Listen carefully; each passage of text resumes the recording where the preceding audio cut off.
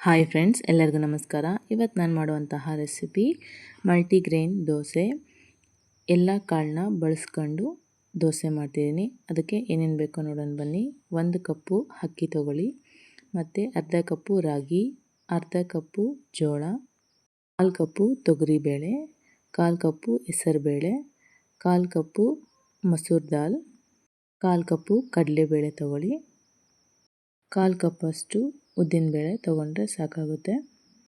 1 ಸ್ಪೂನಷ್ಟು ಮೆಂತ್ಯ ತೊಗೊಳ್ಳಿ. ನಂತರ 1/4 ಕಪ್ಪಷ್ಟು ಅವಲಕ್ಕಿ ತೊಗೊಂಡ್ರೆ ಸಾಕು. ಗಟ್ಟಿ ಅವಲಕ್ಕಿಯನ್ನು ತೊಗೋಬೋದು, ಇಲ್ಲ ಮೆಸರ್ಮೆಂಟ್ ತೋರಿಸಿದ್ನಲ್ಲ ಅದೇ ಕಪ್ಸ್ ಇವು. ಈಗ ಕಾಳುಗಳನ್ನೆಲ್ಲ ಕ್ಲೀನಾಗಿ ವಾಶ್ ಮಾಡಿಕೊಂಡು ಒಂದು 7 ಅವರ್ಸು ಸೋಕ್ ಮಾಡಿ, ನಂತರ 7 ಅವರ್ಸ್ ಆದಮೇಲೆ ನೋಡಿ ಚೆನ್ನಾಗಿ ನಿಂತ್ಕೊಂಡಿದೆ.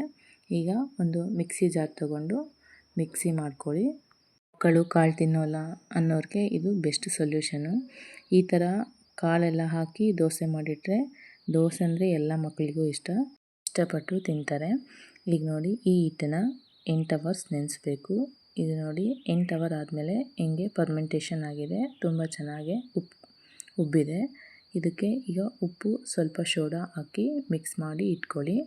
ನಂತರ ಸ್ಟವ್ ಆನ್ ಮಾಡಿ ಪ್ಯಾನ್ ಇಟ್ಕೊಂಡು ಮೀಡಿಯಮ್ ಫ್ಲೇಮಲ್ಲಿ ಇಟ್ಕೊಂಡು ಉರಿನ ದೋಸೆ ಮಾಡ್ಕೊಳ್ಳಿ. ಈ ದೋಸೆಗೆ ಮತ್ತು ನಾರ್ಮಲ್ ದೋಸೆಗೆ ಏನೂ ಡಿಫ್ರೆನ್ಸ್ ಅನಿಸಲ್ಲ, ಮಕ್ಕಳು ತುಂಬ ಇಷ್ಟಪಟ್ಟು ತಿಂತಾರೆ. ಈ ದೋಸೆಗೆ ಆಲೂಗಡ್ಡೆ ಪಲ್ಯ ಮತ್ತು ಟೊಮೊಟೊ ಚಟ್ನಿ ತುಂಬ ಚೆನ್ನಾಗಿರುತ್ತೆ. ಒಮ್ಮೆ ಟ್ರೈ ಮಾಡಿ, ತಪ್ಪದೇ ಕಮೆಂಟ್ ಮಾಡಿ ತಿಳಿಸಿ. Thank you for watching. Please subscribe our channel.